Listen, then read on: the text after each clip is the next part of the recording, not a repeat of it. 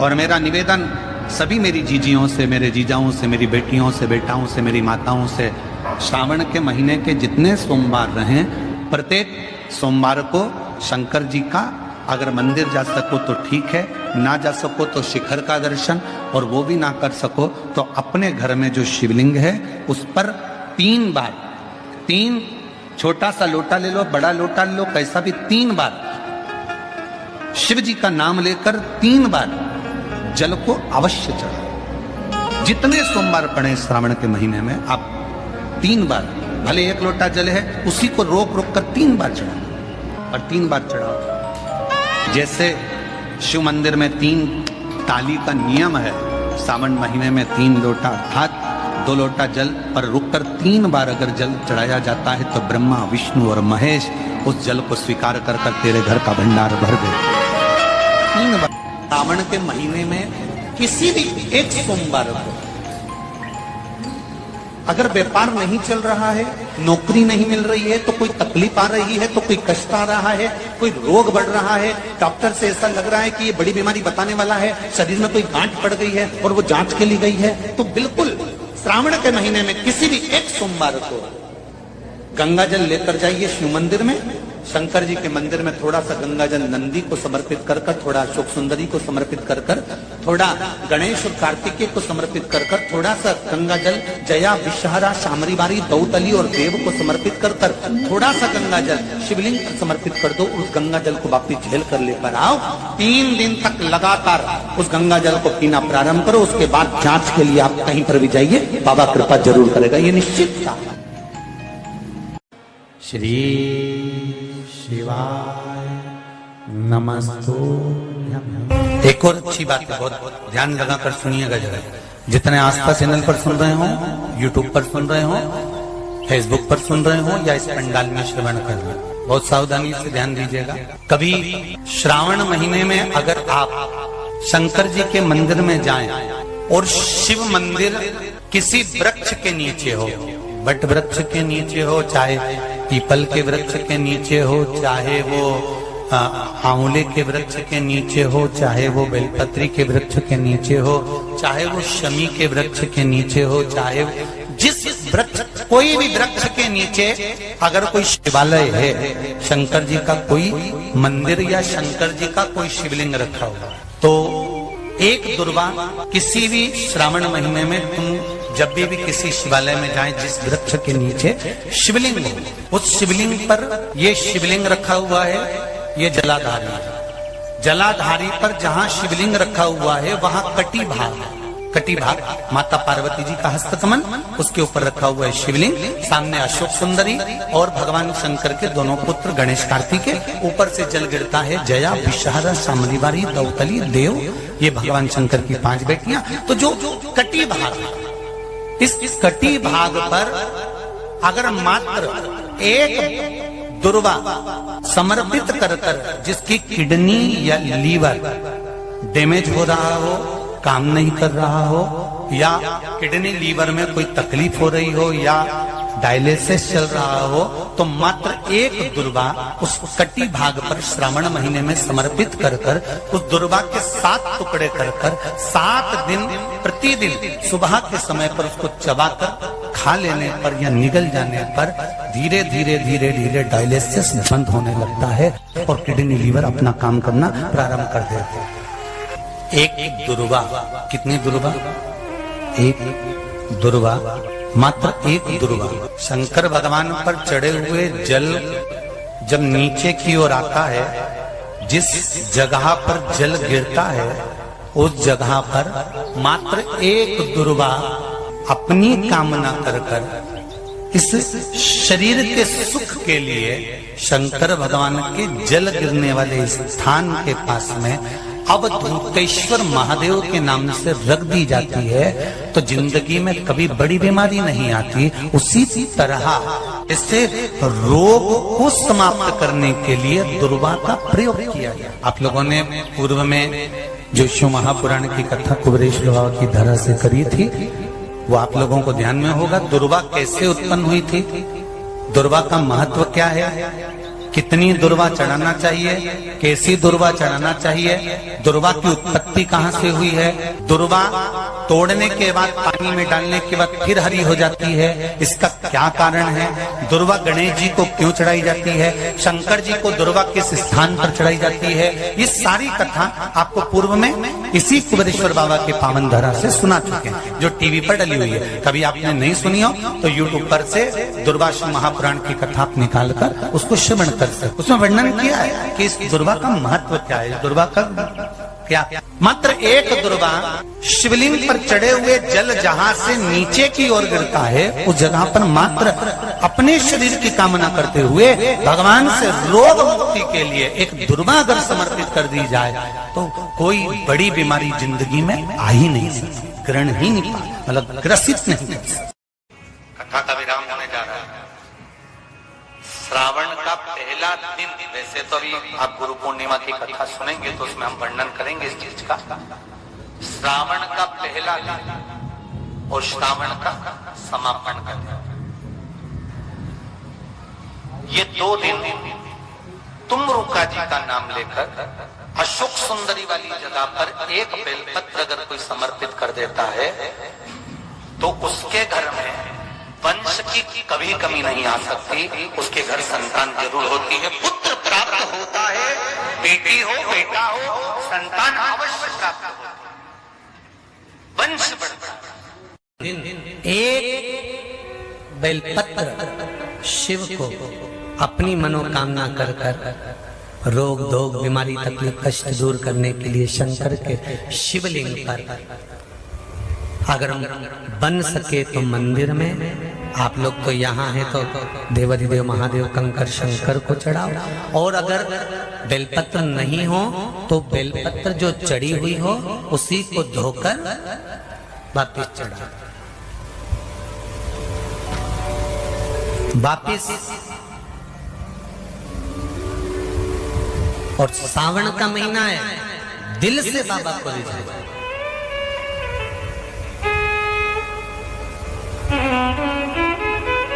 हम धर्म करने के चक्कर में, परमात्मा के भजन के चक्कर में किसी का अपमान ना करें। इसका जो माताएं श्रावण के सोमवार का व्रत करती हैं वो पशुपति व्रत मत करना, जो श्रावण के सोमवार का व्रत नहीं करती हैं वो पशुपति व्रत कर सकती हैं, उनको पशुपति व्रत करने का मना नहीं। पर यदि श्रावण का व्रत आप पहले से करते आ रहे हो, श्रावण महीने का व्रत करते आ रहे हो, या श्रावण के महीने में तुम सोमवार करते आ रहे हो, तो फिर पशुपति व्रत ना करते हुए इसको 1 महीना, भले 2 हुए हो 3 हुए हो 4 हुए हो, रोक दो। फिर अगला जब श्रावण पूर्ण हो जाए फिर जो सोमवार आए फिर चालू कर दो। पर अगर श्रावण का व्रत करते हो तो, और अगर श्रावण का व्रत नहीं करते हो तो पशुपति व्रत चालू है, मना नहीं। श्रावण के महीने में जल चढ़ाने के पात्र 2 कर लो। कितने पात्र कर लो? जम के बोलो जरा। 2 पात्र कर लो, भले 2 हाथ में लेकर मत जाओ, एक के ऊपर एक कलश लेकर जाओ। उसका कारण क्या है? शंकर भगवान ने मां पार्वती के सम्मुख में गंगा का आवाहन करा था, तो गंगा जी ने आकर पूछा था, स्वामी जब पार्वती आपके नजदीक में विराजमान है तो मुझे बुलाने का कारण क्या है? भगवान शंकर कहते हैं, श्रावण का महीना प्रारंभ हो रहा है, जब मेरे ऊपर सृष्टि का भार आएगा तो मुझे गंगा और पार्वती दोनों की जरूरत पड़ेगी। जब घर में विवाह आता है, शादी आती है, कोई फंक्शन आता है, कोई मेहमान आते हैं तो थोड़ी ड्यूटी बढ़ जाती है। रोज 8 बजे उठते हो, पर शादी रहती है तो कितनी बजे उठना पड़ता है? सुबह 6 बजे 7 बजे। यहाँ पर भी आप रोज अपने घर पर उठते होगे 8 बजे तक 7 बजे तक, पर यहाँ तो तुम जब सो रहे होगे तो सवेरे कब हो जाती है और रात कब हो जाती है तुम्हें नहीं मालूम पड़ता होगा कि कब रात हो गई कब सुबह हो गई। लोग ढोलक पीते पीते पीते पीते 11, 12, 1 और तुम्हारी लग गई जप की और बज गई 3:30, सब लग गए लाइन में नहाने और तुम भी भागी जल्दी से नहाने। अब नहाने भी कहाँ जाए, तो माता इतनी चतुर, उन्होंने कहा बरसती हो रही है जल की। भगवान भी सोच समझ के पानी गिराता था, 3 बजे से गिराना चालू करता था 6 बजे तक। उस बीच में भगवान को भी मालूम है मिश्रा जी कहाँ से नल लाएगा, इसलिए उन्होंने चारों तरफ से पानी गिराया और तो नहाना के अंदर। बोलो सही है कि गलत है?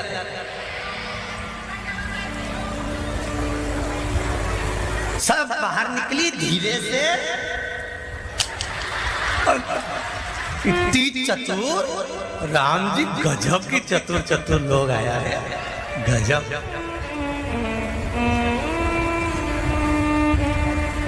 पर एक बात कहूंगा, दिल लेकर आए हो, मेरा महादेव भी तुमको दिल से लुटाएगा, ये पक्का है।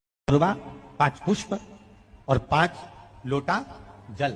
सोमवार के दिन शिव जी के मंदिर में प्रातः के समय पर बाबा को 1 बेलपत्र, 1 दुर्बा, 1 पुष्प, 1 लोटा जल समर्पित कर थोड़ी देर रुककर श्री शिवाय नमस्तुभ्यम या पंचाक्षर मंत्र ओम नमः शिवाय स्मरण कर महामृत्युंजय मंत्र का स्मरण कर फिर बेलपत्र, फिर दुर्बा, फिर पुष्प, फिर जल, ऐसा 5 पंच बेलपत्र, पंच दुर्बा, पंच पुष्प, पंच पात्र जल तुम रुका जी का नाम लेकर समर्पित कर उस जल का आचमन करिए। 5 सोमवार या 7 सोमवार करिए, बाबा गर्भ अवश्य ठहराएगा और संतान अवश्य हो। तुम रुका जी के नाम का स्मरण ही जीव का आनंद दे जाता है। बोल तुम रुक्रेश्वर महादेव की, नंदीश्वर महादेव की। शिव के नाम का उच्चारण हमारे जीवन का सुख दे जाता है। श्रावण का पहला सोमवार होता है शिव तत्व का, श्रावण का दूसरा सोमवार होता है देवी तत्व का, मां दुर्गा, मां भवानी।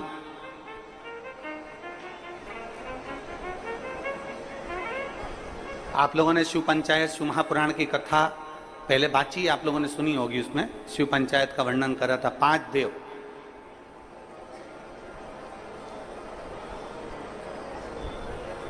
शंकर भगवान,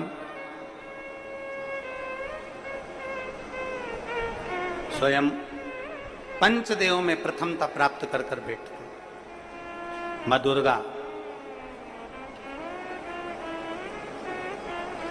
भगवान नारायण शिव पंचायत में, भगवान भास्कर देव और स्वयं भगवान शिव के सुंदर आनंद धारण करने वाले श्री गणेश पंच।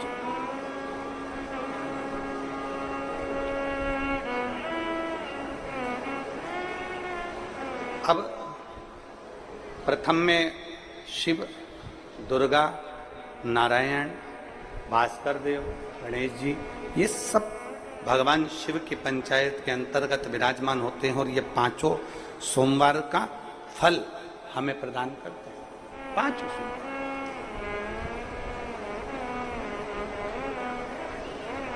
एक सोमवार की महत्वता है, एक सोमवार का क्रम है। कई माताएं उस क्रम को धारण भी करती हैं, ऐसा नहीं कि कई माताएं नहीं करती हैं, सबका अपना अपना नियम होता है।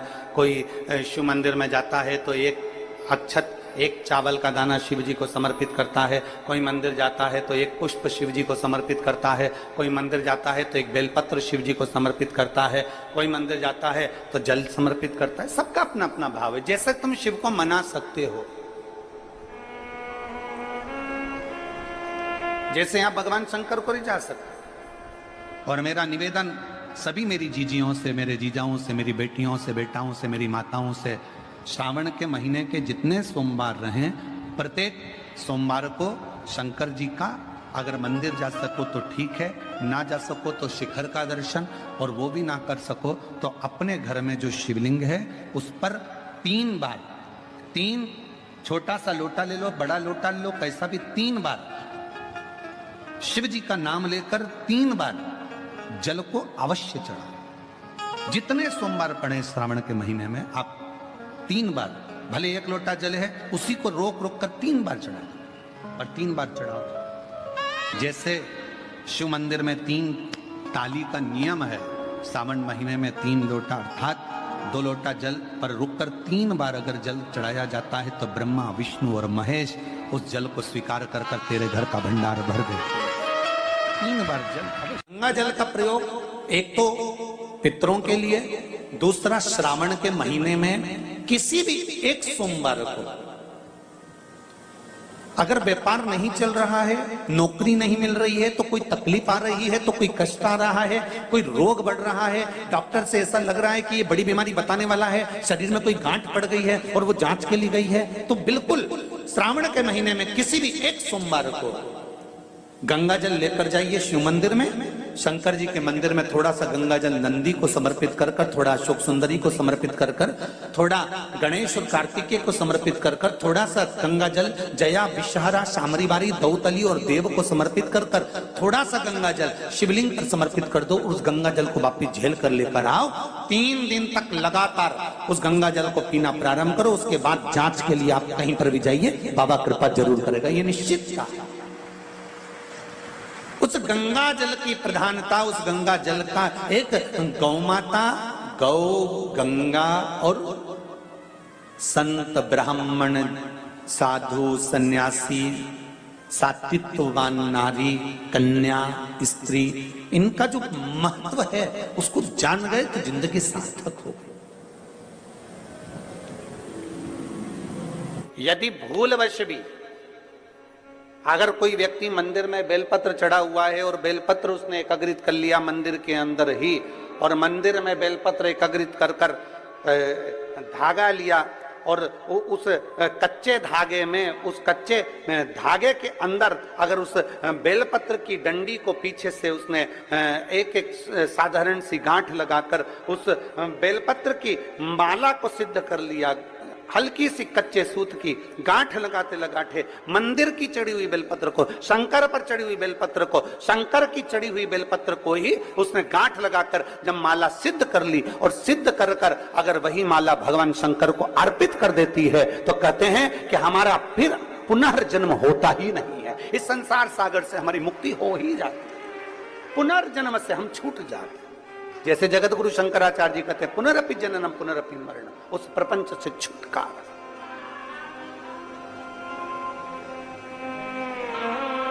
अब कई लोग ऐसे होते हैं कि वो पत्ती में छेद कर देते हैं, नहीं। शिव महापुराण की कथा कहती है चाहे बेलपत्र हो चाहे तुलसी पत्र हो, चाहे बेलपत्र हो चाहे तुलसी पत्र हो, इन दोनों पत्ती के अंदर सुई को नहीं पिरोना चाहिए। बेलपत्र के अंदर भी सुई को नहीं डाला जाता और तुलसी पत्र के अंदर भी सुई को नहीं डाला जाता, दोनों पत्र में। हाँ, कच्चे धागे से आप उसमें डंडी में गांठ लगाकर भगवान शंकर को माला धारण कर सकते हो, पर कौन सी बेलपत्र? फिर से बोलो जरा जम के, कौन सी बेलपत्र? जम के आवाज आना चाहिए।